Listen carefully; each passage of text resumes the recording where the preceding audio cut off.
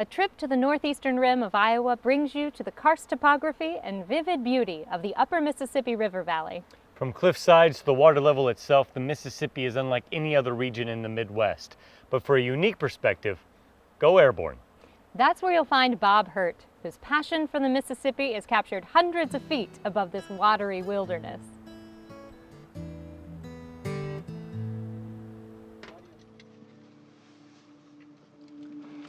I love it all. I mean, it's a matter of savoring, your time up there. Where here, the view changes constantly, and so that's what I love about it.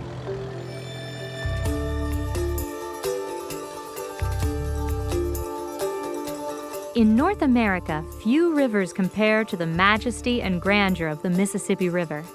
From its bubbling brook of a stream in northern Minnesota to its confluence with the Gulf of Mexico, the mighty Mississippi dominates the landscape of America's midsection.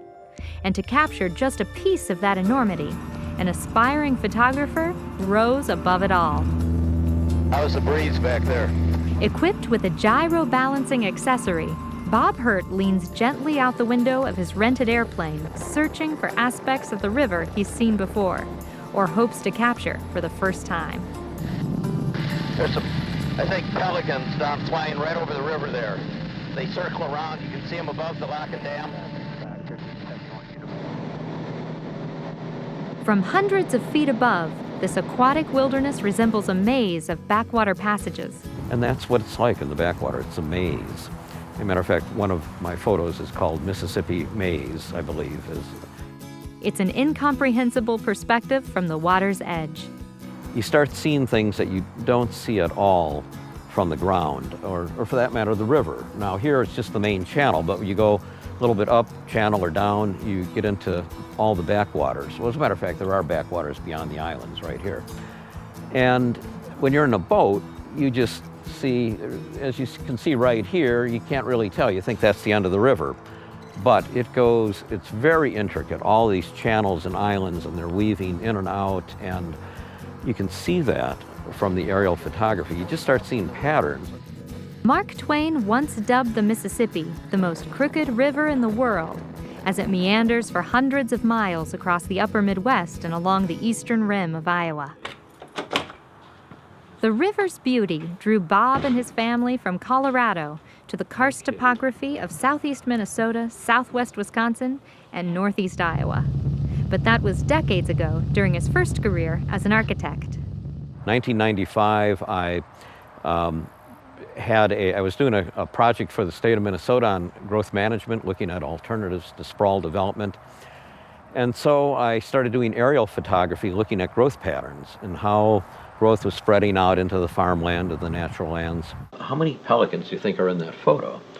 I said, I don't know, 100, 150.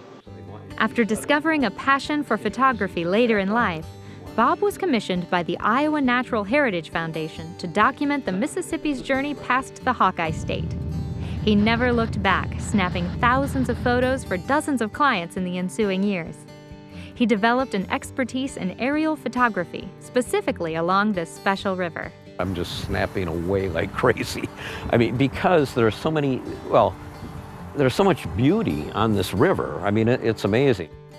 He often journeys high above on a specially designed open-air plane for maximum photographic freedom. Other adventures have him leaning out the cockpit of a single-engine Cessna. A spinning gyroscopic accessory helps steady his hands as his camera lens reaches out for various contours of the river or nearby bluffs. Taking a lot of shots, going onto the computer and then looking at them and say, aha, and you remember then that you had this spectacular shot. It might have been amongst a burst of 12, but all of a sudden this one really stands out. After decades of designing structures as an architect, Bob found a second calling documenting the work of Mother Nature in its most powerful and phenomenal form.